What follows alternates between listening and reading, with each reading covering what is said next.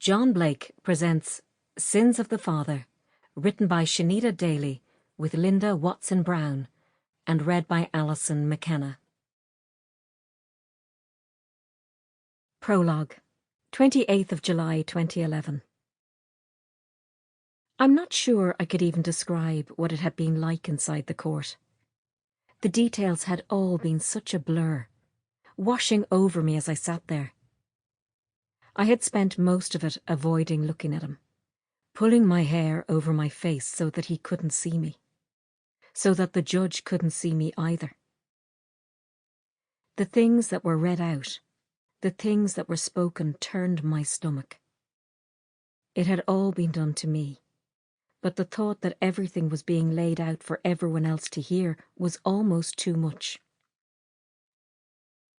I knew I was right, and I knew this was the place where I would finally see him face justice, and yet it was terrifying. My legs were like jelly, shaking uncontrollably.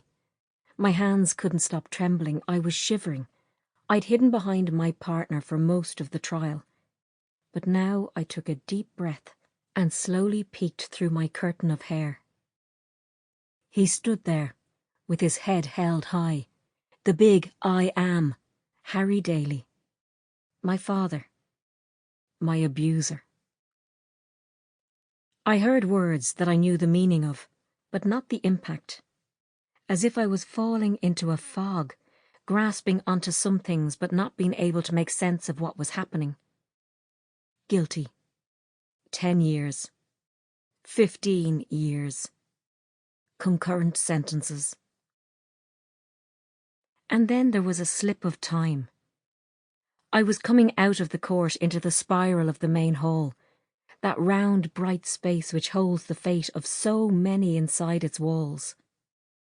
I grounded myself to the moment by counting the people around me, as I wondered what was going on. 15. There were 15. And then it hit me. My God, I'm still alive. I've come this far and lived. I've done this, me, only me. I'd survived. I can't change where I came from, but I can decide where I'm going. This is my story of how I got there. Chapter 1. Beginnings. I've always said that you can't tell where you're going unless you know where you've been. And that goes back to before any of us were born. We all face choices in life, where we look at two paths coming off the same road.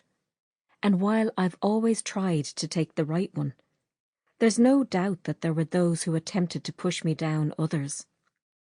Writing my story has made me think back to everything that went before me.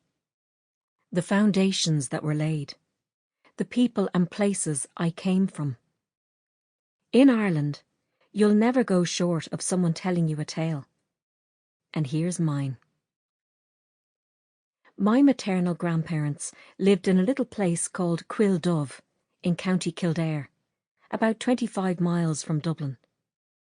The village was specially built for the men who were going to be working on the bog nearby, cutting peat to supply the local power station. There were about 100 homes there, a little community of its own.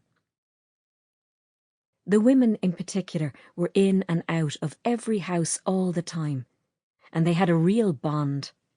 They even helped each other deliver their babies, as no one went to hospital in those days. It was a very hard way of life, and one which the women held together.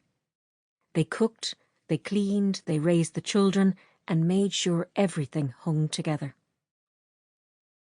When I remember my Nanny Rooney, who lived in one of those little houses, she was always working, apron on, covered in flour, washing the floors or making soup.